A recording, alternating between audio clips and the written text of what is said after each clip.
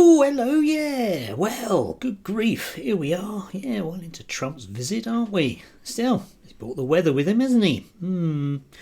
Anyway, yes, I've often said here, as a sort of truism in certainly the British media, that, well, we don't have fascists in this country, do we? There's just a very, very, very, very, very tiny number of, well, Paul Goldings, and then there's everyone else who is absolutely fine, in the same way that we don't have racism in this country. I mean, there's just Paul Golding, isn't there? And then everyone else is absolutely fine. Yes, apart from all the anti-white racism, obviously, which is everywhere. I'm sure you're feeling very, very oppressed. I know I am. Anyway, do like people coming in my comments and kind of not really arguing the toss about anything at all. And I'm reminded of, roughly speaking, a year ago where somebody went into my comments and was doing the whole thing about, well, you know, there's no such thing as fashion. These people aren't fascists, and it's not fascist, is it?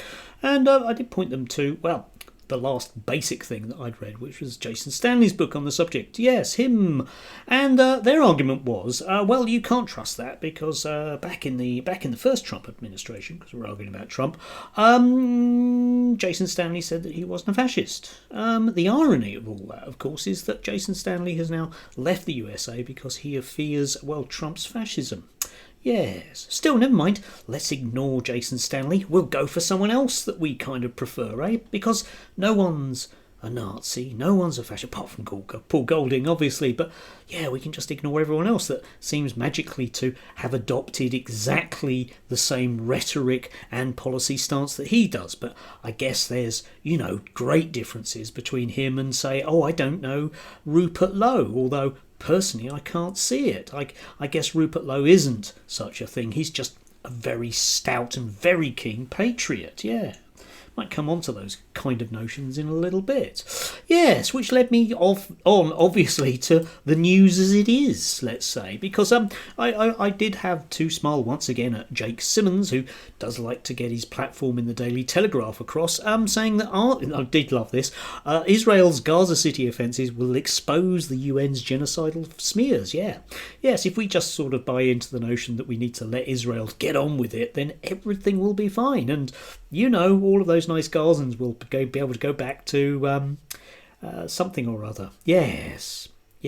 Really quite astounding that the Daily Telegraph will print this stuff with no real pushback whatsoever. You see, I think Jake Simmons in this country is somebody that really does need to answer a great many different difficult questions, but I've never seen him go anywhere where that's the case. He just simply is never there. It's the vacant chair thing. Still, never mind. Of course, all of those countries in the world that voted, around Israel's policies in Gaza, they're all wrong. All of them, apart from the handful of countries that didn't, because apparently that's the way things work. You see, is if the vast majority of people and the vast majority of organisations in the world and the vast majority of NGOs, or in just anybody with a half a brain cell, can sort of think to themselves, that looks a bit dodgy to me. They're all wrong. All of them are wrong and have been captured by Hamas. Yes.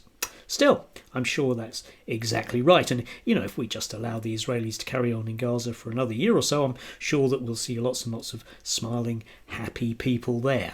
They just won't be Palestinians, will they? No. Still, you can always argue, about the, gay people being thrown off roofs. But I'm always intrigued by that because, of course, you can't, as a gay person, get married in Israel. And even if you are a gay person that gets married outside Israel, where you come back in, which they'll recognise, you can't actually do that if you're a mixed religious marriage. Yes. Nobody talks about religious persecution in Israel, do they? Nobody talks about Catholics being persecuted, or indeed Catholics dying under the rubble of Gaza. But I guess that's just me being picky. Yes.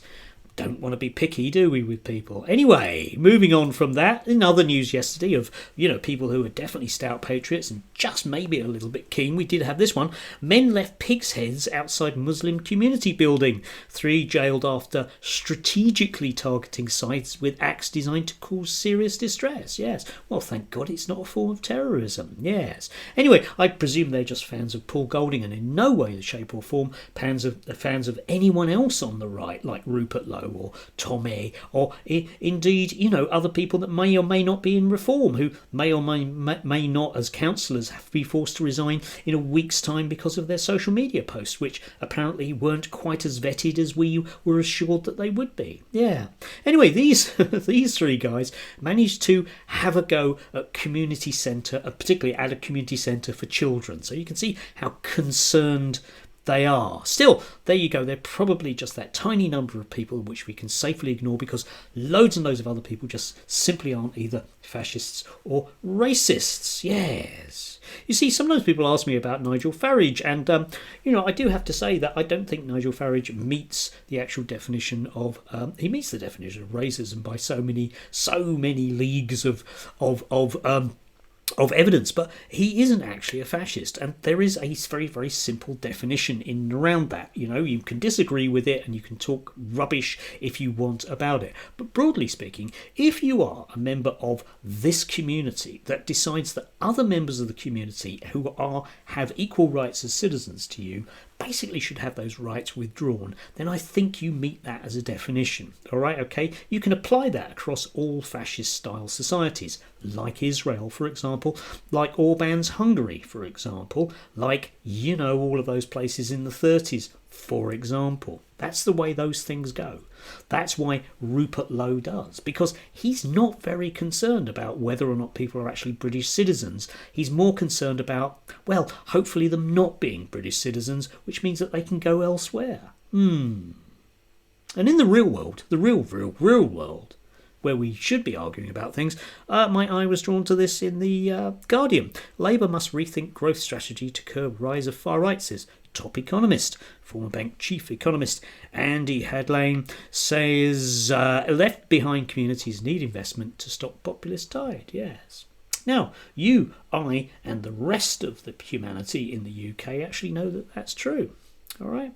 But we won't get it, will we? No, we won't get that, will we? That isn't the populism that we're allowed to do. No, what we need, of course, is a party that's going to bring in, well, even more neoliberalism than we've had for the last 45 years, yeah? Because, after all, it hasn't worked in the past, but by God, if we just do it an awful lot more, it's bound to work, yeah, under that nice Mr. Farage, which leads me to believe that in future he might well cross over that particular line, because when it doesn't work, which it won't, because by God, if it hasn't worked for essentially the whole of my adult life, I don't think anyone's going to come up with a magic new solution now. Then he might well decide that indeed he's going to cross over that line and just decide that, even more people need to basically be taught a lesson. After all, what with these trans people, dragging the economy down the way that they do? Dreadful. If only they'd go somewhere else. If only we could find a way out of this mess, which didn't actually involve in any way, shape or form, changing anything about the people that actually run the country. Anyway, do have a lovely day if you can do, and as ever, if you can't, it is your personal responsibility and your fault, because there is no such thing as collective action that works, okay? So if you are a bit down about the economy, do something about it. Yeah, you should have been born to a rich person, let's face it. What a bad career choice that was. Do have a lovely day. Do, if you can, enjoy the fact that it's not particularly damp today. Well, certainly where I am anyway. Gonna please the pussycat. He's a lot happier, I'm pleased to say.